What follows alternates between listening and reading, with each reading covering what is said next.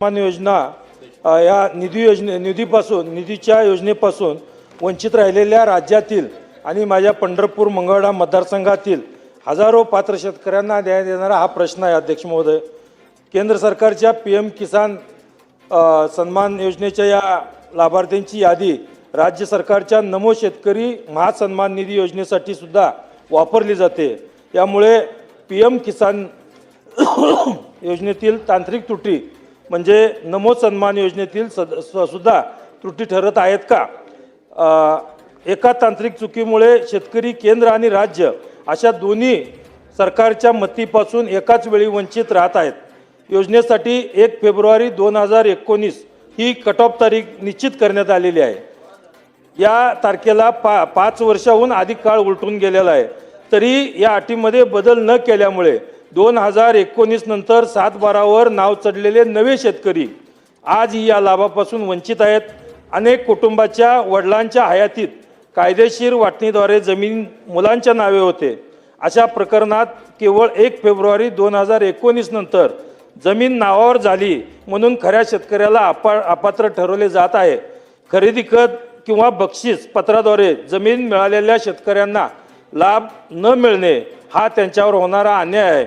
एकीकडे शासन कारवाई सुरू असल्याचे सांगते, तर दुसरीकडे नुसते एकट्या मंगळवेढा तालुक्यामध्ये अध्यक्ष महोदय डिसेंबर 2024 मध्ये पाठवलेले 1989 प्रस्तावापैकी ऑक्टोबर 2025 मध्ये काही मंजूर केलेले आहेत। त्यापैकी 402 प्रस्ताव अद्याप प्रलंबित आहेत। ते डिसेंबर 2025 पासून पोर्टल बंद असल्याचे सांगण्यात येत आहे। 2-2.5 वर्षापासून अर्ज करूनही शेतकऱ्याला जर मदत मिळत नसेल तर त्यांनी कोणाकडे पाहायचं अध्यक्ष महोदय? सध्या स्वतः नोंदणी केलेल्या अर्जाच्या छाननीचे आणि मंजुरीचे अधिकार राज्य स्तरावर आहेत। त्यामुळे स्थानिक पातळीवर कामाचा निपटारा होत नाही। वारस हक्काने जमीन मिळालेल्या वारसांना सद्यस्थितीत ऑनलाईन अर्ज करण्यातही अनेक अडचणी येत आहेत। कोणत्या शेतकऱ्याचे पैसे जमा झाले आणि कोणाचे अडकले याची यादी तालुका स्तरावर उपलब्ध नसते। यामुळे शेतकऱ्यांना सरकारी कार्यालयाचे उंबरठे झिजवत आहेत। तर अध्यक्ष महोदय, मी या निमित्तानं शेतकऱ्यांच्या या विषयावरून मोठा असंतोष आहे। या पार्श्वभूमीला सरकारला मला काही प्रश्न विचारायचे आहेत। प्रश्न या निमित्तानं विचारतोय अध्यक्ष महोदय। माझे 5 उपप्रश्न आहेत। पहिली एक उत्तर घ्या, बसा। पहिले 2 नाही प्रश्न तर मांडू द्या अध्यक्ष महोदय, उपप्रश्न तर करू द्या। मूळ प्रश्नाचं उत्तर घ्या, मग उपप्रश्न विचारा। नुसत्या मंगळवेढा आणि पंढरपूर अध्यक्ष महोदय, सदस्यांनी खूप चांगल्या सूचना शेतकऱ्यांविषयी त्यांनी मांडल्या। खरं तर आपल्याला अध्यक्ष महोदय आपल्याला माहिती आहे की राज्यामध्ये PM किसान सन्मान योजना ही केंद्राची आणि राज्याची नमो शेतकरी महान निधी योजना ह्या 2 योजना ह्या शेतकऱ्यांसाठी आहेत। आणि त्याप्रमाणे आज आपण जर विचार केला तर केंद्राकडून साधारणतः माझ्या शेतकऱ्यांसाठी आतापर्यंत 21 हे शेतकऱ्यांना हप्ते दिले गेलेत।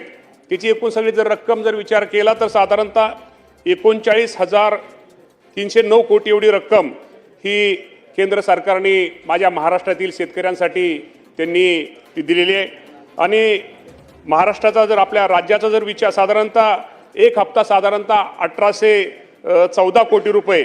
मगाशी जे आपल्या सदस्यांनी जे विषय विचारला की त्यांच्या सोलापूर जिल्ह्याचा त्यांनी विषय विचारला, तर सोलापूर जिल्ह्यामध्ये साधारणतः 6,99,000 लाभार्थी पात्र शेतकऱ्यापैकी साधारणतः 6,82,000 शेतकऱ्यांना आतापर्यंत आपण त्याचा लाभ हा दिलेला आहे।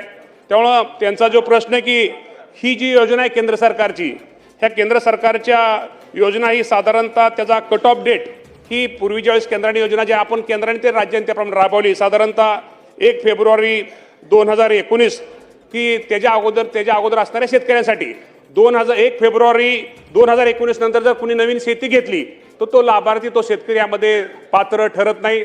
आणि सदस्यांची भावना आहे बरोबर आहे की त्या 2019 नंतर फक्त वारसाला एखादा मृत्यू झाला तर वारसाला त्या योजनेचा लाभ घेता येतो, परंतु ज्यांनी नवीन शेती घेतली किंवा नवीन ह्या गोष्टी घेतात तो त्याला लाभ होत नाही। त्या बाबतीमध्ये आम्ही निश्चित प्रकारे केंद्र सरकारकडे प्रस्ताव दाखल केलेला आहे। आम्ही वारंवार त्यांनी विनंती पत्र दिलेली आहेत। मी स्वतः कृषी मंत्री झाल्यानंतर माझ्या अगोदर मला वाटतं कोकाटे साहेब असतील किंवा मी हे असतील, आम्ही दोघांनी मी सुद्धा पत्र साधारणतः फेब्रुवारी महिन्यामध्ये जानेवारी महिन्यामध्ये पत्र हे केंद्र सरकार दिले, कारण आता हे निकषामध्ये आता बदल करणं गरजेचं आहे. कारण काय 1 फेब्रुवारी 2019 नंतर त्यानंतर अनेक शेतकऱ्यांनी नवीन जमीन घेतलेली आहे, जे गरीब शेतकरी आहेत त्यांना हा योजनेचा लाभ मिळाला पाहिजे. या बाबतीमध्ये केंद्राकडे आमचा सगळ्यांचा पाठपुरावा चालू आहे. आणि सोलापूर जिल्ह्यामध्ये सुद्धा जे काय अपात्र त्यांनी जे सांगितलं की काय शेतकरी पात्र शेतकरी आहेत, परंतु पात्र शेतकरी असले तर निश्चित प्रकारे त्यांना जास्तीत जास्त या योजनेचा लाभ हा राज्याची योजना असू द्या किंवा केंद्राची योजना असू द्या हा शेतकऱ्यांना लाभ दिला जाईल. जर आपण राज्याचा जर विचार केला तर साधारणतः राज्याने सुद्धा 7 आतापर्यंत शेतकऱ्यांना हप्ते दिलेले आहेत. साधारणतः 13,000 कोटी रुपये हे राज्य सरकारच्या माध्यमातून दिलेले आहेत. केंद्र सरकारच्या माध्यमातून 39,000 कोटी रुपये हे माझ्या शेतकरी बांधवांना दिलेत. त्यामुळे हे सरकार हे निश्चित प्रकारे शेतकऱ्यांवरती हे करणार आहे. त्यामुळे निश्चित प्रकारे सदस्यांच्या ज्या भावना आहेत, त्यांचे जे काही प्रश्न आहेत, त्यांचे जे त्या बाबतीमध्ये निश्चित प्रकारे नोंद घेऊन त्यांच्यासमोर त्यांची एकत्र बैठक घेऊन या बाबतीमध्ये निश्चित प्रकारे निर्णय घेतला जाईल.